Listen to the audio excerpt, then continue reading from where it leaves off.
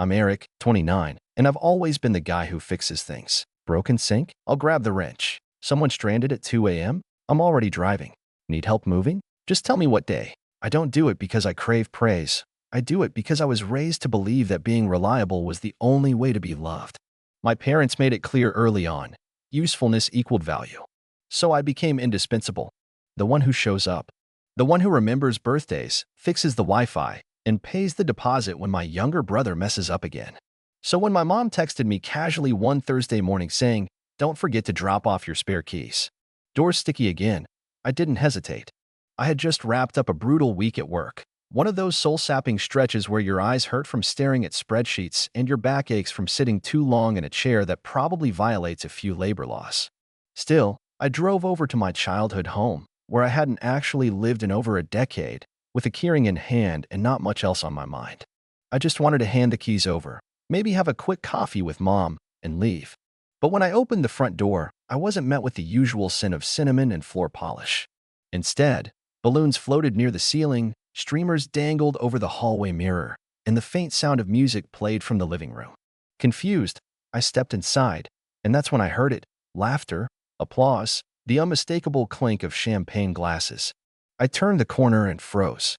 The living room was packed, people I hadn't seen in years, neighbors, relatives, even my old soccer coach from high school. A huge banner hung over the mantel, reading "She Said Yes" in gold letters. There was cake, a three-tiered monstrosity with white frosting and blue roses. A photographer snapped pictures of a couple standing in front of it all, her left hand held up dramatically to show off a diamond ring. My brother, Nate. And next to him, her, Clara, my ex.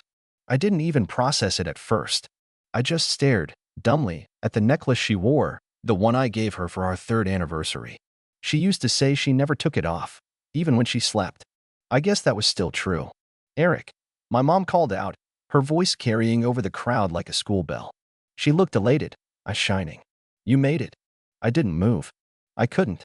My brain was scrambling to fit the pieces together, but nothing was clicking into place.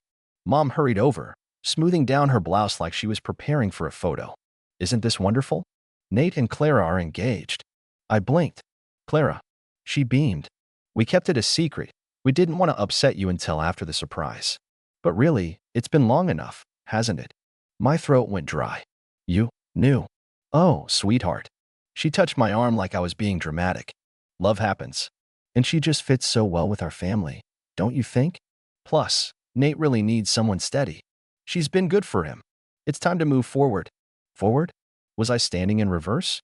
"Also," she added brightly, like she was remembering something hilarious, "we put the catering on your card. You weren't answering texts last week, and we needed to lock things in, but you can always dispute it if you're upset." She laughed, like that was the punchline to some harmless family joke. "But I'm sure you don't mind, right?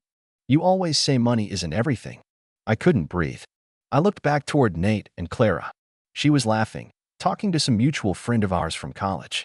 Nate caught my eye for half a second, then looked away. No guilt, no shame. Just dismissal. Like I was the one being unreasonable. I stepped outside. My hand shook as I gripped my phone, heart thudding loud in my ears. I could still hear the music through the walls. Someone was clapping. I scrolled through my banking app. There it was, $4,870 charged to my credit card. Catering. Decorations. Even the damn balloons, apparently. My thumb hovered over the screen. I hadn't said a word. Not to Mom. Not to Clara. Not even to Nate. Not yet. And for the first time in my life, I didn't feel like fixing anything. I just felt done. But I wasn't leaving. Not yet. I walked back and like nothing had happened. No one noticed my absence. That part stung more than I expected. It's one thing to be left out, but it's another to realize that your presence, or lack of it, doesn't register at all. I moved through the crowd like a ghost, passing relatives I hadn't spoken to in years. My Aunt Jenna gave me a distracted wave between bites of bruschetta. A college friend of Nate's nodded like he couldn't quite place my name. And then there was Clara, still glowing, still smiling, now deep in conversation with my cousin Sarah, describing the proposal with theatrical hand gestures like it hadn't come at the expense of my trust, my time, and nearly 5 years of my life. I made my way to the kitchen. That's where I always ended up anyway. Out of the way. Useful. I leaned against the counter and watched as one of the servers refilled the ice bucket. A large tray of champagne flutes stood nearby, each one identical, delicate, sparkling, celebratory. My banking app was still open. I scrolled to the bottom of the invoice. There were 6 vendors listed: food, decor, music, photography, cake, bartending. I started with the catering company. The cancellation policy had a 24-hour clause unless it was booked on the same day, which it was. Because of course my family would wait until the last second and just throw it on my card, assuming I'd clean up the mess. I tapped dispute charge. Then I dialed the customer service number. Hi, yes. I'd like to cancel a transaction immediately. It was made without my consent. The rep asked a few standard questions. I gave my responses calmly, coolly, like I was just handling a work task. Like I wasn't standing in my mother's kitchen, canceling the meal being eaten by the very people who just pretended I didn't exist. Next was the florist, then the event decorator, then the cake. Oh, that cake. I murmured. Yeah, I didn't authorize that either. Each vendor had some variation of a cancellation button. Some required a phone call. Some required me to verify I wasn't a victim of fraud. I kept my tone pleasant, professional. No drama, just action. 5 transactions down. 1 to go. The DJ. I stared at the 6th charge. Echo Sound DJ Services, $800. I tapped it and hesitated. Because just then, Nate appeared in the doorway. Eric.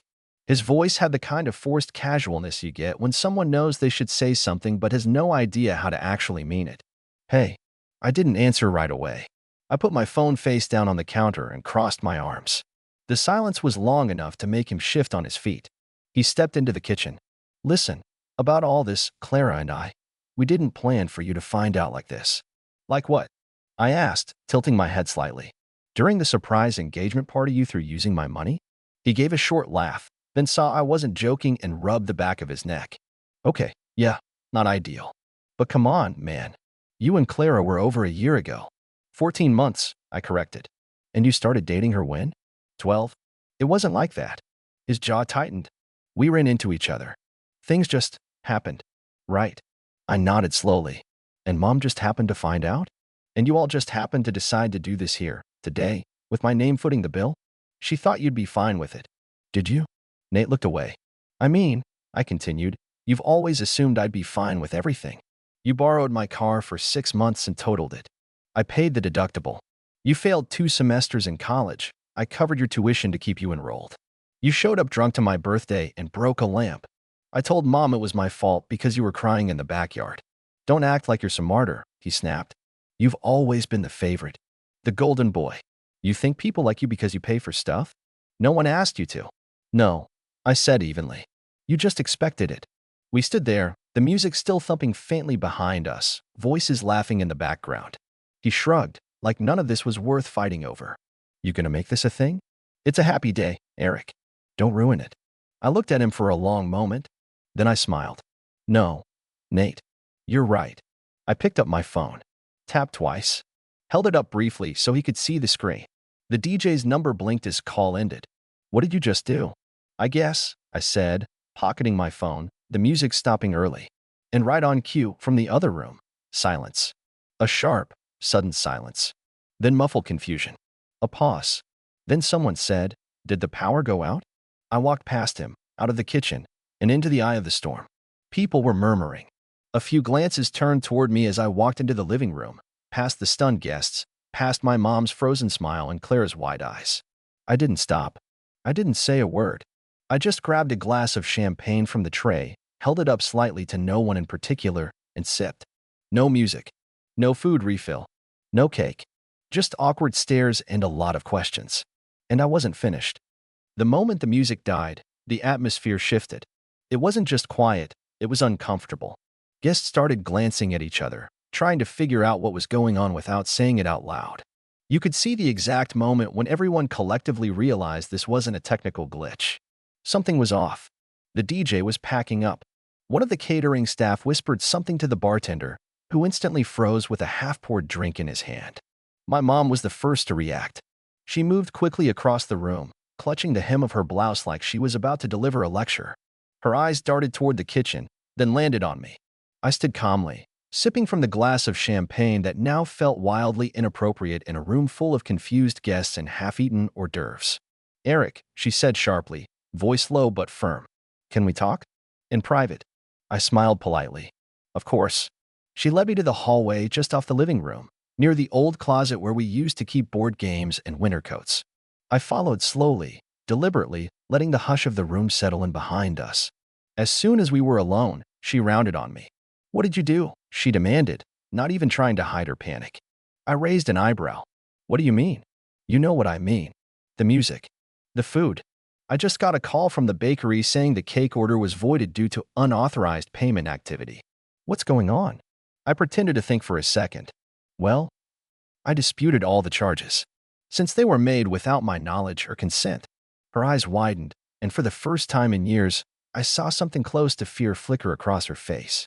Not fear for my safety. Not fear that I'd been hurt. Fear that her perfect little illusion was unraveling. You're overreacting, she snapped.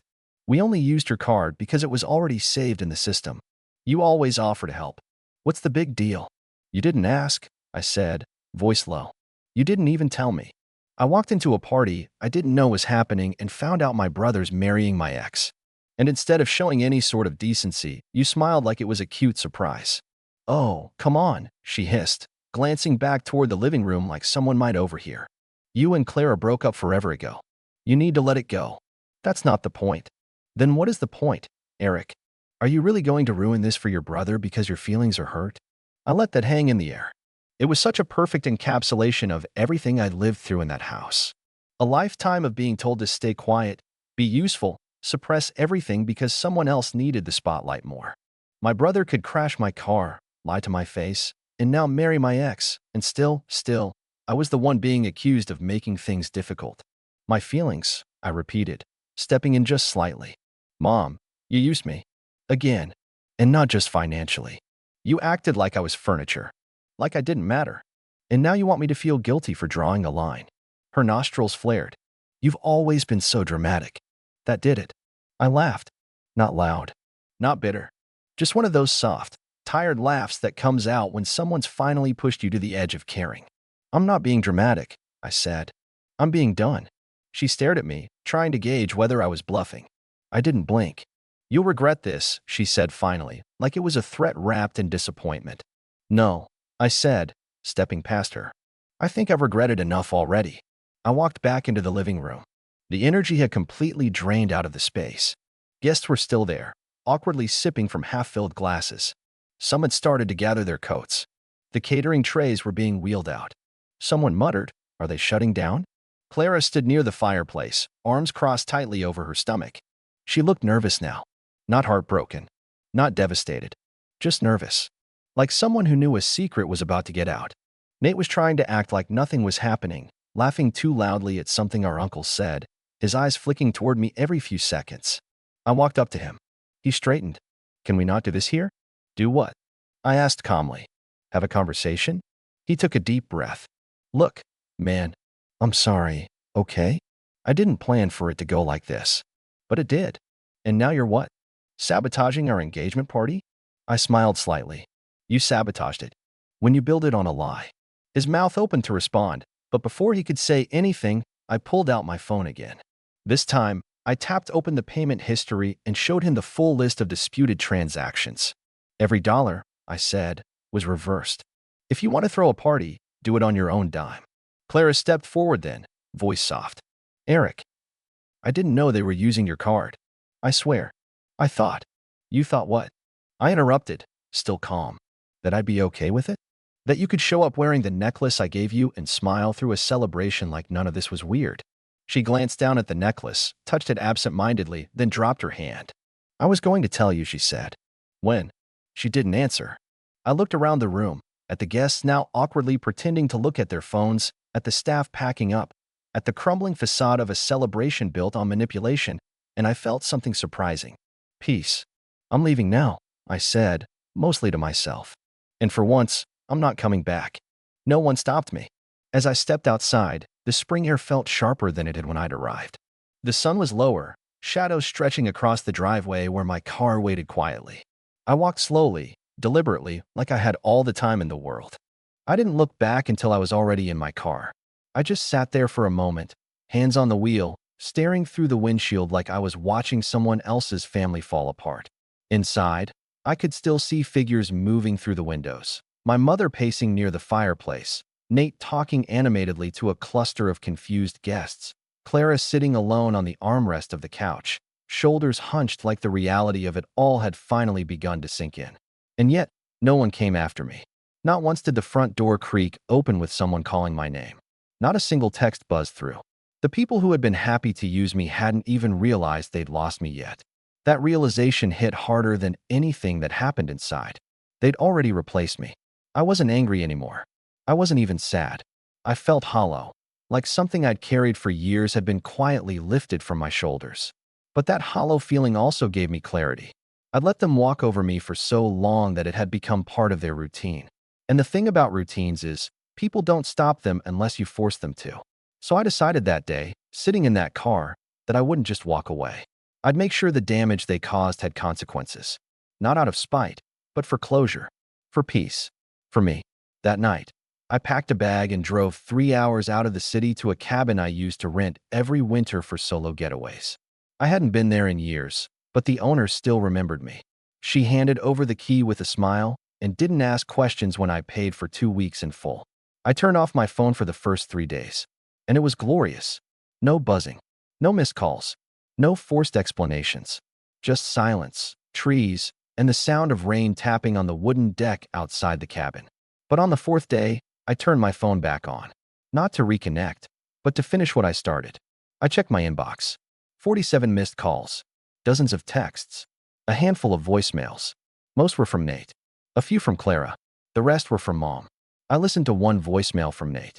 It started out defensive, turned angry, then almost pleading by the end. Eric, man, you embarrassed us in front of everyone. I don't know what you thought you were doing, but this isn't the way to handle it. Look, just call me, all right? We can figure this out. It doesn't have to be this messy, didn't it? I opened my laptop and started working. I wasn't going to let the dust settle and allow them to move on like nothing happened. Because I wasn't just some forgotten background character in their story. I had been their foundation for years. Financially, emotionally, practically. And they'd chipped away at me until I had nothing left to give. So I gave them something else instead. It started with the bank. Since I'd co-signed for Nate's apartment lease 2 years ago, I sent an official revocation of guarantor status, which I was legally allowed to do since the lease was up for renewal.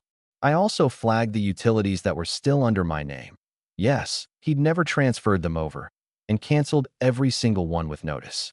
No heat, no water, no internet. Let him figure that out. Then I contacted the university financial office. Nate had failed to meet academic probation terms. I'd been covering his tuition out of guilt, believing he just needed time. But I hadn't seen his transcripts in over a year, so I requested them. He hadn't passed a class in 3 semesters. I revoked my payment authorization and submitted a fraud complaint. The email I sent included screenshots of his own messages admitting he used the money elsewhere, including a note from last December saying, "Bro, don't worry, I'll pay you back after the holidays. Clara and I just needed a getaway." That getaway was a ski resort I couldn't afford to take myself to. I reported it. Then I turned to Clara. We'd been together 5 years, and during that time, she'd had access to a joint storage unit we'd rented together while we lived in the same apartment. After the breakup, I hadn't bothered to clear it out. It had my books, my old guitar, a few sentimental things. Guess what? She'd moved her stuff in, and never paid a cent. So I canceled the autopay, then submitted my termination of lease form. She'd get a notice within the week. Remove all items by Friday or face a lockout and auction. Finally, I handled the credit card issue. Although I disputed the charges, some vendors still held pending invoices. So I messaged them all personally, explained the situation truthfully, and ensured none of them would get stuck holding the bag. A few even thanked me for being honest. I also canceled every family member's secondary access to my Prime account, my Netflix, the Spotify plan I'd been paying for, and the shared Dropbox folder they'd used to plan vacations I wasn't invited to. It was all small stuff. Little conveniences I had always provided. They'd have to get their own now. Once everything was in motion, I sent one final group text. "Hi. I know you've all been trying to reach me. I've thought a lot about how to respond. The short version is, I'm done. I won't be paying for things anymore. I won't be available as your backup plan. I won't be the one you call when something breaks. I won't be in the background while you rewrite history. I'm not angry, but I've learned that being the reliable one only works if the people you help respect you. And you don't. I wish you all the best, but I won't be part of this anymore. Please don't contact me further. Then I blocked them. All of them. The silence afterward was the most peaceful thing I've ever experienced. Weeks passed.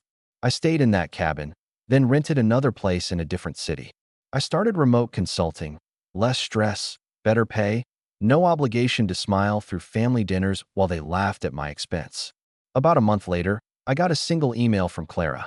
The subject line read, "I'm sorry." I didn't open it. A part of me was curious. Maybe she finally understood what she'd done. Maybe she wanted to explain how things just happened, like everyone kept saying. But I wasn't interested in explanations anymore. I'd lived my whole life trying to be the guy who smoothed things over. And all it ever got me was a front row seat to betrayals dressed up as family. Now, now I'm the guy who left. The guy who pulled the plug on the lies. The guy who finally chose peace over approval. And I sleep better than I ever have.